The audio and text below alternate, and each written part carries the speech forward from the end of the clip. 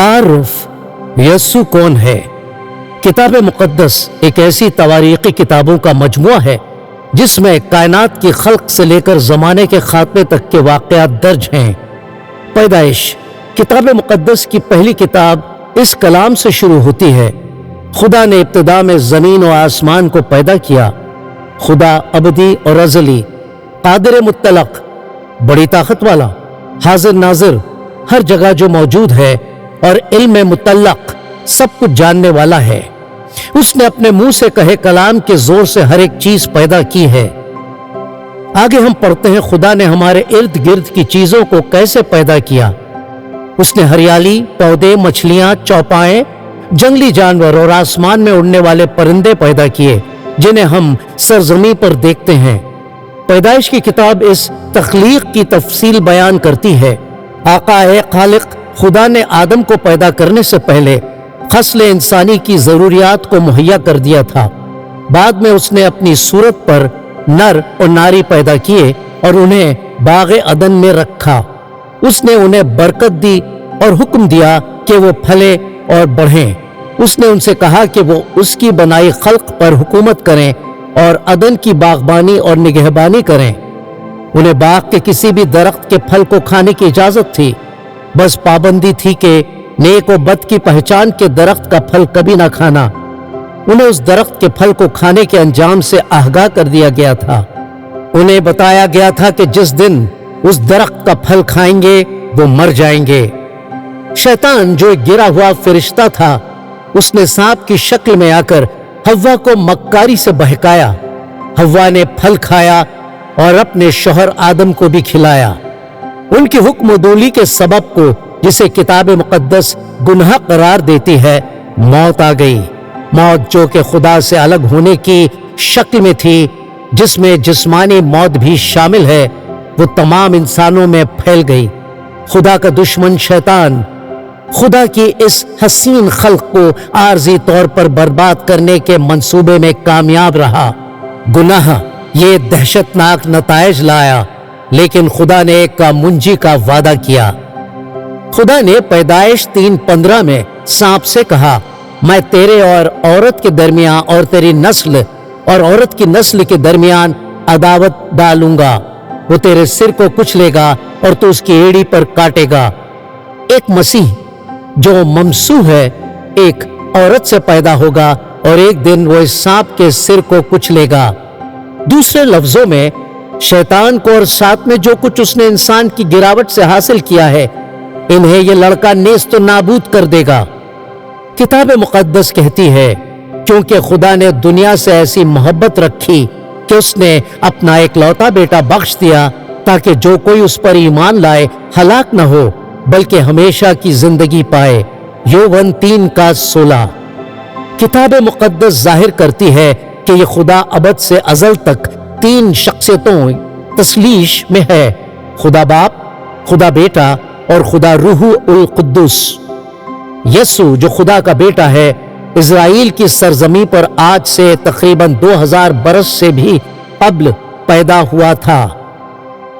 कई लोगों ने यस्सु के बेमिसाल अंदाज को जानने की कोशिश की है और बेहिसाब किताबें उसकी जिंदगी पर लिखी गई हैं। किताब मुक़द्दस यस्सु के बारे में कई दावे करती है और साथ ही साथ उसकी जिंदगी, मौत और जी उठने पर कई सबूत भी पेश करती है। हम इन चीजों को ना तो नजरअंदाज कर सकते हैं और ना इन्हें हल्केपन से ले सकते हैं। यस्सु मसीह कौन है? जो इसके बारे में सही समझ वही है कि वो जो करता है उससे हमारा मुस्तकबिल बदल जाता है।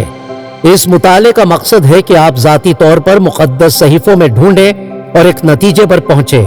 जरूरी है कि हम सच्चाई को खुद ढूंढ निकालें और तब सच हमें आजाद कर देगा।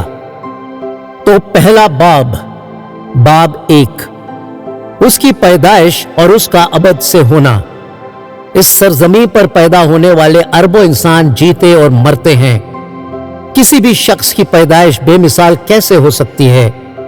क्या कोई शख्स अपनी पैदाइश का वक्त, जगह या खानदान मुकर्रर कर सकता है? इस बाब में हम यस्सु मसीह की पैदाइश और उसके इब्तिदा से होने पर बगौर मुशाहिदा करेंगे कि किस किस तरह वो हम सब से अलग है। जैसे कि किताब मुकद्दस का दावा है। बसीरत यसाया का नविश्ता यहूदियों के कदीम सहीफे का एक हिस्सा है जिसे यस्सु की पैदाइश से तकरीबन 700 बरस कब्ल लिखा गया था। अपने सहीफे में नबी यसाया ने आने वाले मसीही के पैदा होने, वफात पाने, दफन होने और जी उठने की पेशिनगोइयां की हैं। ढूंढ निकालें यसाया 7:14 और 9:6 से 7 से ये आयतें पढ़िए। आने वाले मसीह के साथ बेटा और लड़का के हवालों पर सलीब का निशान लगा दीजिए। किताब मुकद्दस के कलाम पर साफ साफ निशान लगाने से हम आहिस्ता चलकर बुनियादी लफ्जों पर तवज्जो दे सकते हैं। यसाया 7:14, लेकिन खुदावंद आप तुमको एक निशान बख्शेगा। देखो, एक कुंवारी हामिला होगी और बेटा पैदा होगा और वो उसका नाम इमैनुएल रखेगी। नोट कीजिए, इमैनुएल के मायने हैं खुदा हमारे साथ है। यसाया 9:6 से 7।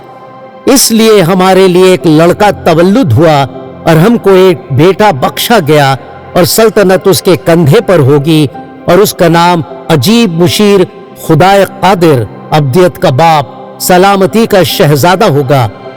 उसकी सल्तनत के इकबाल और सलामती की कुछ इंतहा न होगी।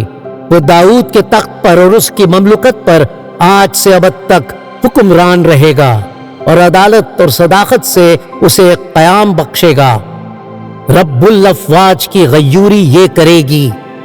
एक बार फिर से यसाया 9:6 से 7 पढ़िए और इस बार सल्तनत, तख्त, ममलुकत और उनके इसमें इशारों पर ताज का निशान लगाइए।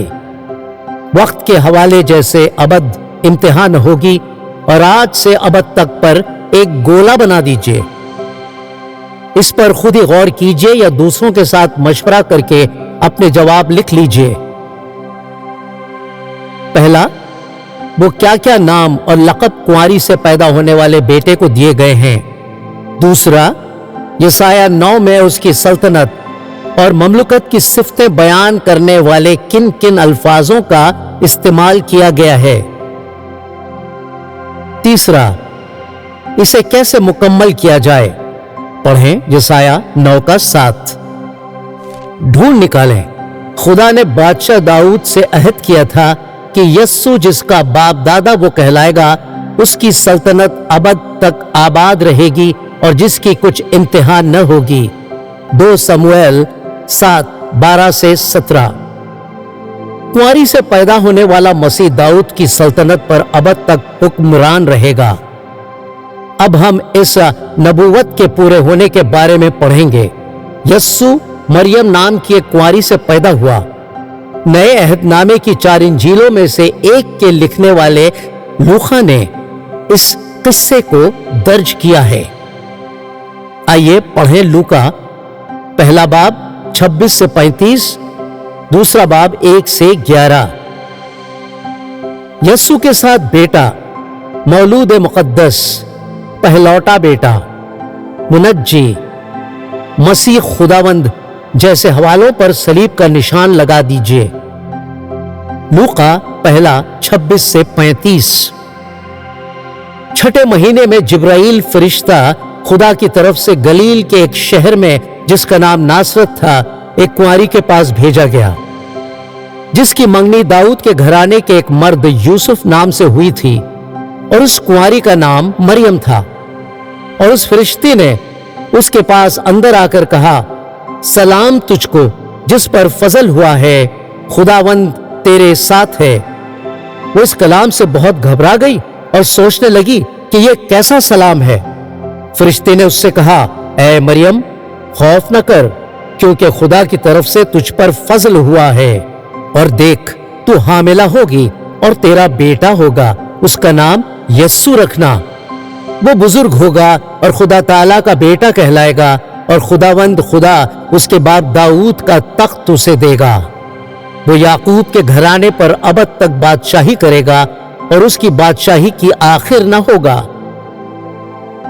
मरियम ने फरिश्ते से कहा, यह क्यों कर होगा जब मैं मर्द को नहीं जानती।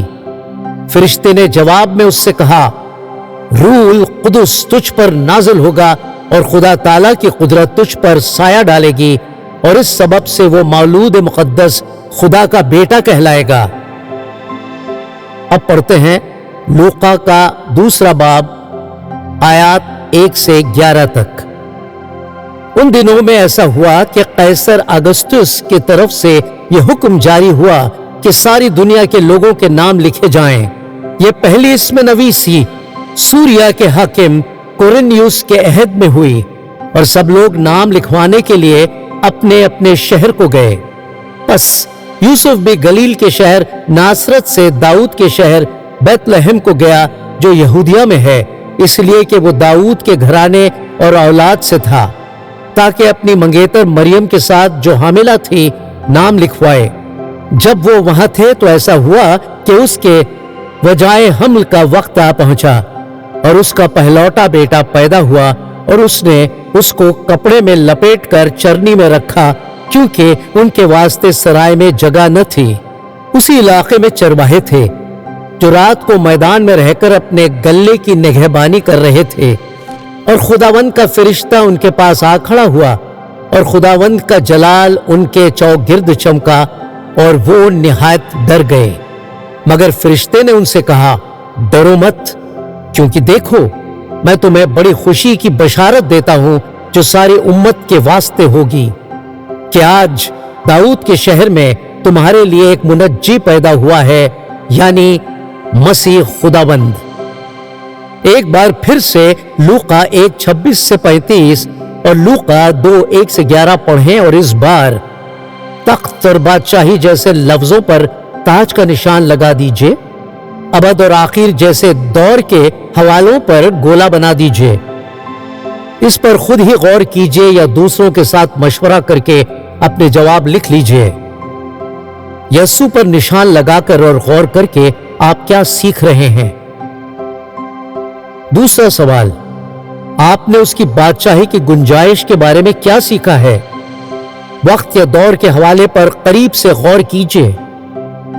تیسرا سوال، لوقا 1:34 میں مریم کی پریشانی کیا تھی؟ فرشتے نے اس کی پریشانی کیسے حل کی؟ چوتھا، کس کس طرح یسوع ہمارے مقابلے میں بے مثال ہے؟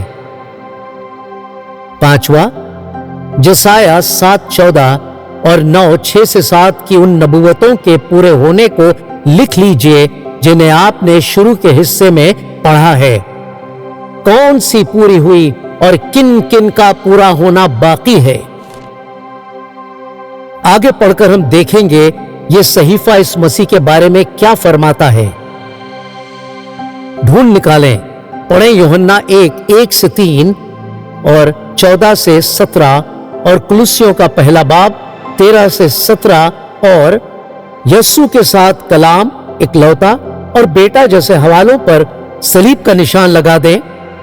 وقت کے حوالے جیسے کہ ابتدا، میرے بعد، پہلے مولود اور پہلے پر گولا بنا دیں۔ یوحنا 1:1 سے 3 اور 14 سے 7۔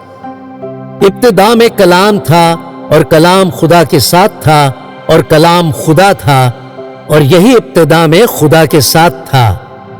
سب چیزیں اس کے وسیلے سے پیدا ہوئیں اور جو کچھ پیدا ہوا ہے اس میں سے کوئی چیز بھی اس کے بغیر پیدا نہیں ہوئی۔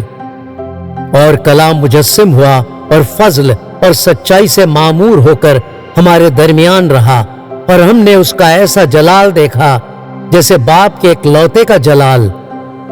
یوحنا نے اس کی بابت گواہی دی اور پکار کر کہا ہے، یہ وہی ہے جس کا میں نے ذکر کیا کہ جو میرے بعد آتا ہے وہ مجھ سے مقدس ٹھہرا، کیونکہ وہ مجھ سے پہلے تھا، کیونکہ اس کی معموری میں سے ہم سب نے پایا، یعنی فضل پر فضل۔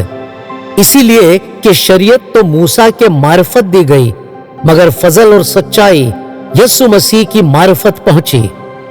کلوسیوں کا پہلا باب آیتیں 13 سے 17۔ اسی نے ہم کو تاریکی کے قبضے سے چھڑا کر اپنے عزیز بیٹے کی بادشاہی میں داخل کیا، جس میں ہم کو مخلصی یعنی گناہوں کی معافی حاصل ہے۔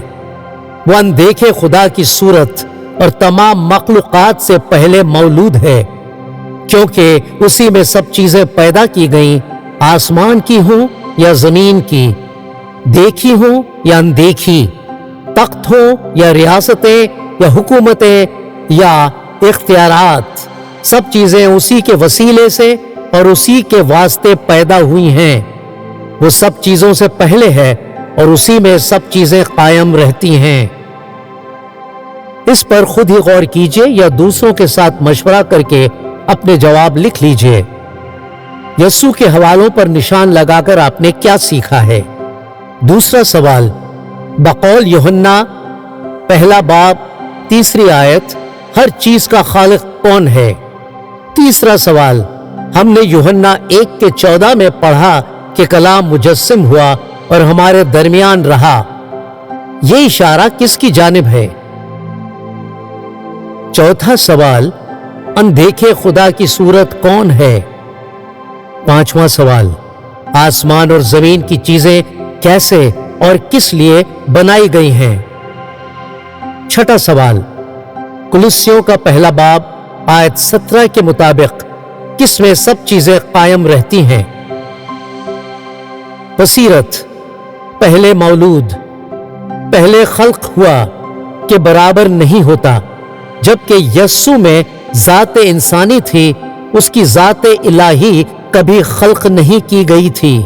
जैसे यूहन्ना ने कहा, इब्तिदा में खुदा के साथ और खुदा था। आगे हम देखेंगे कि यस्सु यहूदियों से बात करता है। अब्राहम यहूदियों का वो बुजुर्ग था जो यस्सु के पैदा होने से 2000 बरस कब्ल पैदा हुआ और वफात पा चुका था।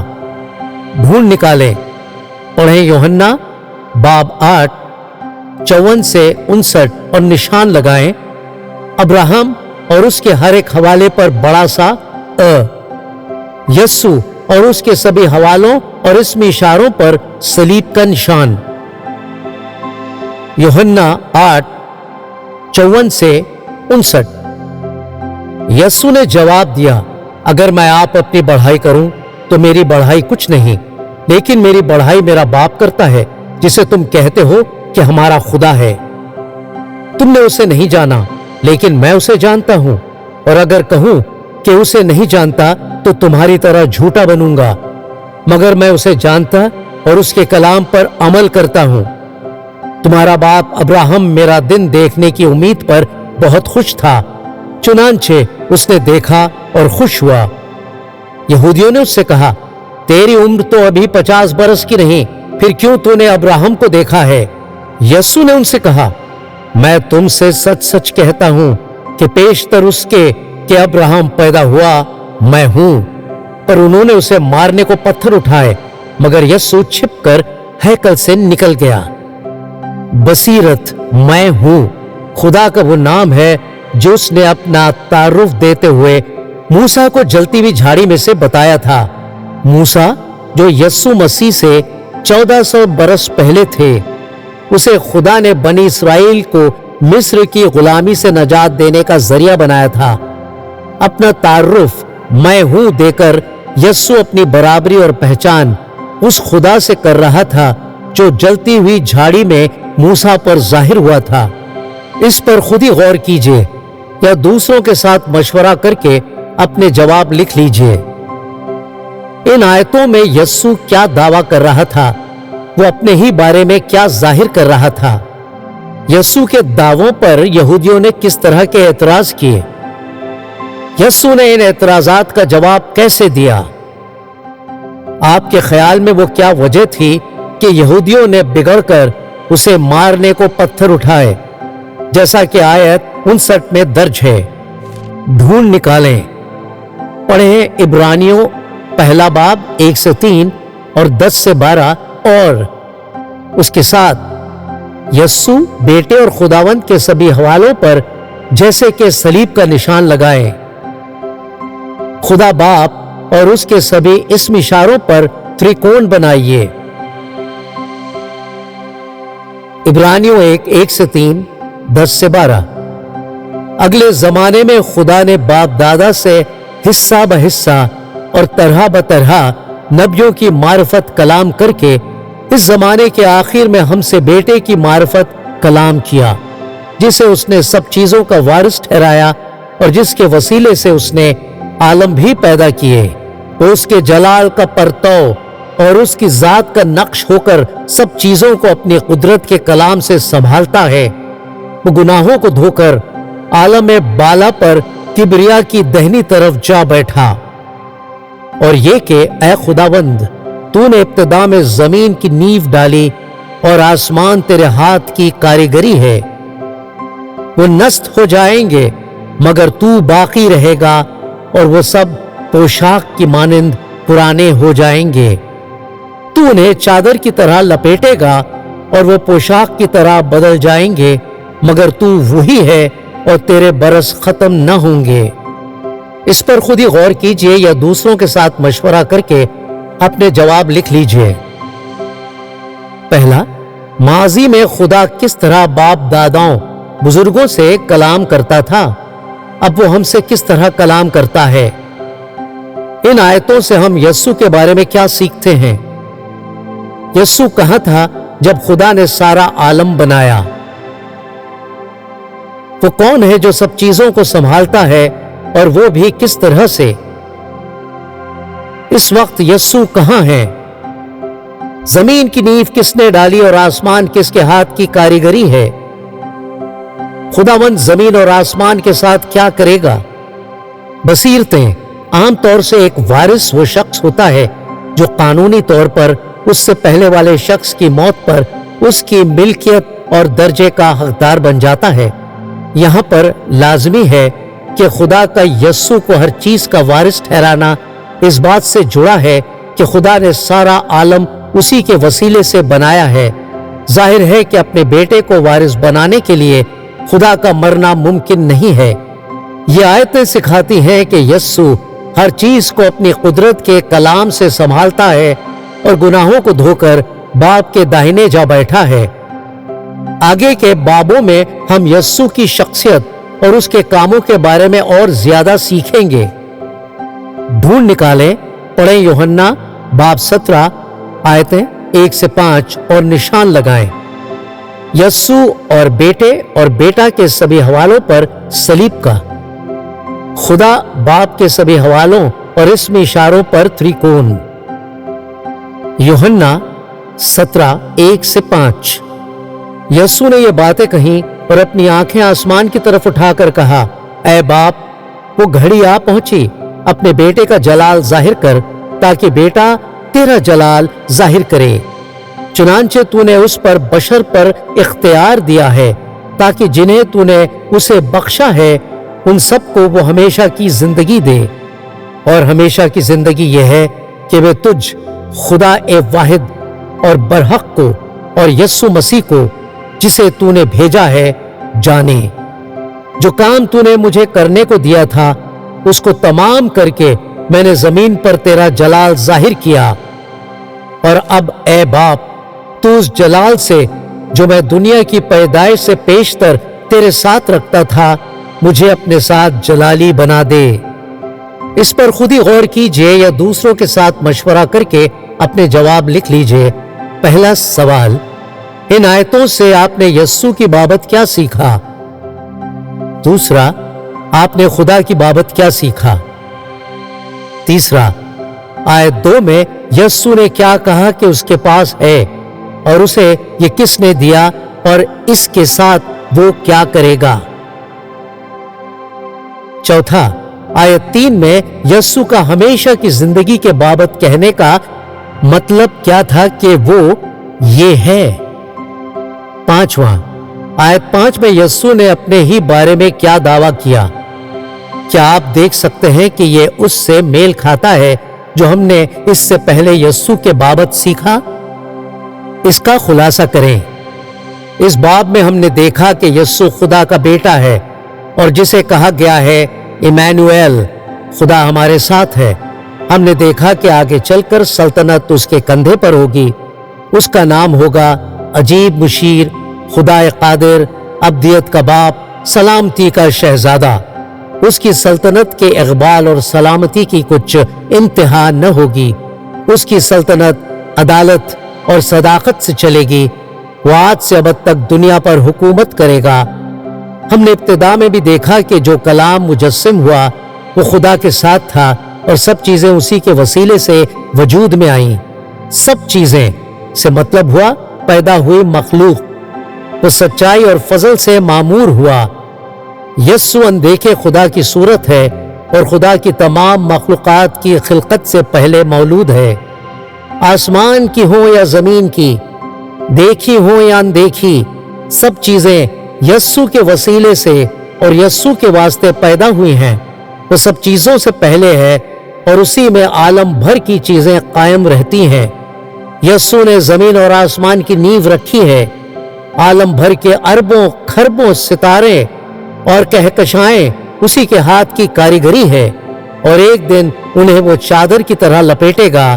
اس پر ہم اور زیادہ پڑھیں گے، خاص طور سے اس آخری باب میں جس کا عنوان ہے اس کی آمد ثانی۔